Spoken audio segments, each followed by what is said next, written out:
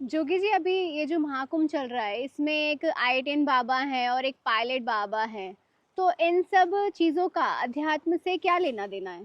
क्या आप थोड़ा बता पाएंगे इसके अगर बारे मैं में? आपसे बोलूं कि मैं विश्व का सबसे बड़ा पहलवान हूं, मैंने कई पहलवानों को पटकनी दी है, तो क्या आप मुझसे आके गणित के सवाल सीखेंगे? मैं आपसे बोलता हूं कि गणित के सवाल सिखाता हूं, मैं पहलवान हूं, आप सीखेंगे मुझसे आके? नहीं, बिल्कुल नहीं नहीं। सीखेंगे, क्योंकि गणित बिल्कुल अलग विषय है, पहलवानों को पटकना बिल्कुल अलग विषय है। अगर मैं बोलूं आपसे कि मैं गणित का बहुत बड़ा ज्ञाता हूं, आओ मैं तुम्हें सिखाता हूं कि सर्जरी कैसे करते हैं किसी के, आप मुझसे आगे सीखेंगे? नहीं।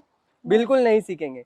तो मैं आपसे ये बोल रहा हूँ, जो स्कूली पढ़ाई होती है, IIT IIM दुनिया भर की जो भी डिग्री डिग्री, या कहीं का कोई पायलट बाबा है, या कहीं का कोई कंप्यूटर बाबा है, या मतलब जो भी टेग हम साधुओं में लगा देते हैं अलग अलग तरह के आध्यात्मिकता के नाम पे, उसका अध्यात्म से क्या संबंध है? मैं ये जानना चाहता हूँ कि वो जो भौतिक पढ़ाई लिखाई जो आपने करी है, का इंजीनियर जो भी डॉक्टरी की पढ़ाई, उसका आत्मज्ञान से, इनर एजुकेशन से क्या लेना देना है और क्या संबंध है, मैं जानना चाहता हूं।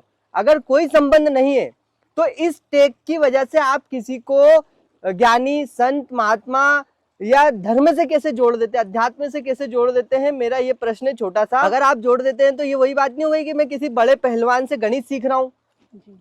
ये वही बात नहीं हो गई। जी। हम देखते हैं कि समाज में जो भी ऐसा व्यक्ति है जिसने या तो बहुत धन कमा लिया या बहुत सारे लोगों को इकट्ठा कर लिया, हम उसकी आध्यात्मिक बातें सुनने लग जाते हैं, जी। हम उसको अध्यात्म में मान्यता देने लग जाते हैं। किसी ने किसी प्रकार की डिग्री हासिल कर ली, या दुनिया में किसी तरह की कोई उसने ऊंचाई हासिल कर ली, ऊंचाई तथा कथित, ऊंचाई नहीं बोला जाएगा उसको, जैसे मैंने कहा कि आकर्षण होना और सुंदर होना दोनों में जमीन आसमान का फर्क है, वैसे ही ऊंचाई नहीं बोला जाएगा। तथा कथित कोई एक सामाजिक वो उसने मापदंड उसको पूरा कर दिया, तो क्या आप उसको अध्यात्म के नाम पे सुनने लग जाएंगे? तो फिर हम अध्यात्म के नाम पे किसको सुने? आध्यात्मिक बातें किसकी सुने, किसकी माने, किसको मान्यता दें? ज्ञान, क्लियरिटी, स्पष्टता अपने आप में अपना प्रमाण होती है। आपको किसी की बातों में स्पष्टता दिखती है, अगर उसकी बातों से आपका जीवन सरल होता है, आपको चीजें स्पष्ट दिखाई देने लग जाती हैं, आपका डर कम होता है, आपकी चिंता, लालच कम होता है, आप ज्यादा स्वतंत्र महसूस करते हैं, ज्यादा हल्का महसूस करते हैं, तो वो अपने आप में एक प्रमाण होता है, उसकी बातें अपने आप में एक प्रमाण होती है, ना कि अब उसके लिए अलग से कोई किसी टैग की जरूरत नहीं है। अगर कोई टैग लगा रहा है तो इसका सीधा मतलब ज्यादातर तो यही निकलता है कि क्योंकि उसकी बात में कोई दम नहीं है, उसकी बात में कोई ऊंचाई नहीं है, या इसलिए लगा रहा है क्योंकि आप सिर्फ भौतिक चीजों को ही सम्मान देते हैं, तो उसको अगर आप तक अपनी बात पहुंचानी है तो वो लगाएगा। तो सही केंद्र और गलत केंद्र इसमें आ जाता है, क्योंकि जो गलत केंद्र का व्यक्ति होगा, घटिया नीच व्यक्ति होगा, वो अपनी भौतिकता दिखा दिखा के आपको अपनी आध्यात्मिक चीजें बताएगा, ज्ञान बताएगा जिसमें कोई दम नहीं है, पाखंड की बातें बताएगा, आपको लूटेगा, ठगेगा, बेवकूफ बनाएगा।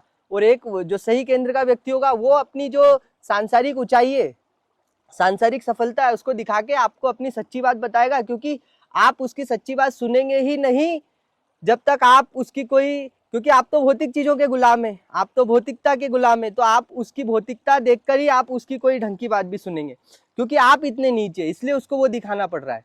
तो ये दोनों चीजों का हमें ध्यान रखना पड़ेगा। और जो ऊंचे लोग हैं, वास्तव में जो ज्ञान पाना चाहते हैं, जो क्लैरिटी चाहते हैं, उनको फर्क नहीं पड़ता कि कोई IITN है या कोई गोरा लंबा चौड़ा है या किसी के पास सांसारिक कोई उपलब्धि है, वो ज्ञान से ही व्यक्ति को जज करते हैं। और जज क्यों करेंगे? वो अपने आप को जज करते हैं कि इसकी बातों से हमें कितना समझ में आया, हमारे अंदर कितना परिवर्तन आया, हमें जो स्पष्टता चाहिए थी वो हमें मिली या नहीं मिली, हमें हमारे डर कम हुए कि नहीं, हमें जीवन में जो हमारे मुद्दे जो हमको बहुत बड़े लगते थे वो हमारे लिए तुच्छ बात हुई या नहीं हुई।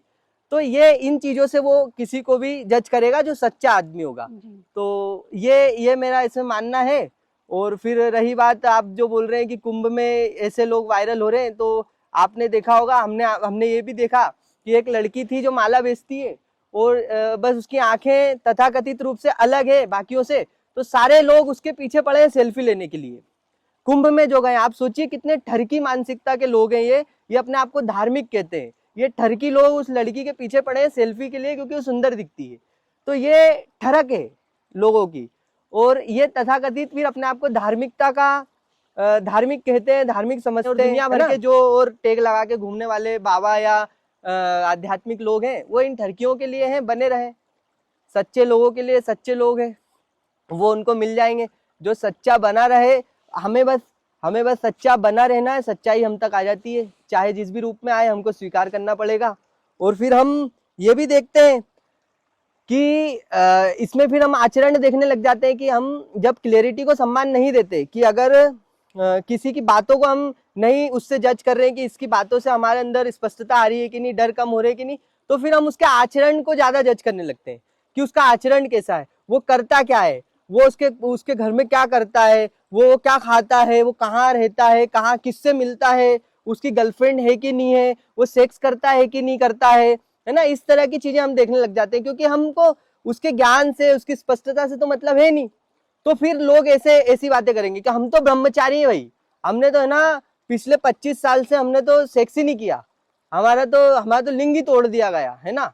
तो फिर जब तुम इस तरह की बातों को सम्मान दोगे कि सेक्स किया या नहीं, इससे हम जानेंगे कि कोई संत है या नहीं, तो फिर जो लिंग तोड़ के आ गया उसको तुम्हें संत मानना ही पड़ेगा। और यही हो रहा है, फिर लिंग तोड़ दिया जाता है अध्यात्म के नाम पे अपना, है ना भाई। ये क्या बात होती है?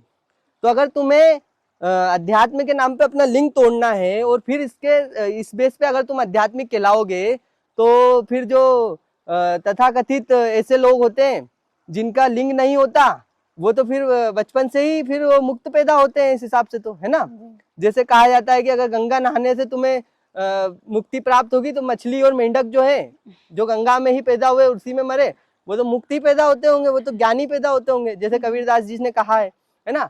तो फिर इस तरह की टुच्ची बातों पे लोग ध्यान देने लगते हैं, और फिर जैसे फिर उनके अहंकार को बहुत ठेस लगती है। कोई संत है या कोई ज्ञानी है जिसकी बातों से उनका जीवन परिवर्तित हुआ है, बदला है, लेकिन अभी भी वो टेक को नहीं छोड़ पाए, तो फिर अगर उसका कोई सिगरेट पीते हुए या कहीं कोई ऐसा मादक पदार्थ लेते हुए कोई फोटो वीडियो आ जाए, तो लोगों के अहंकार को ठेस पहुंच जाती है, टूट जाता है दिल, छिन्न भिन्न हो जाता है, क्योंकि तुम्हारी मान्यता थी एक, जो कि तुम्हारी गलत मान्यता थी, है ना।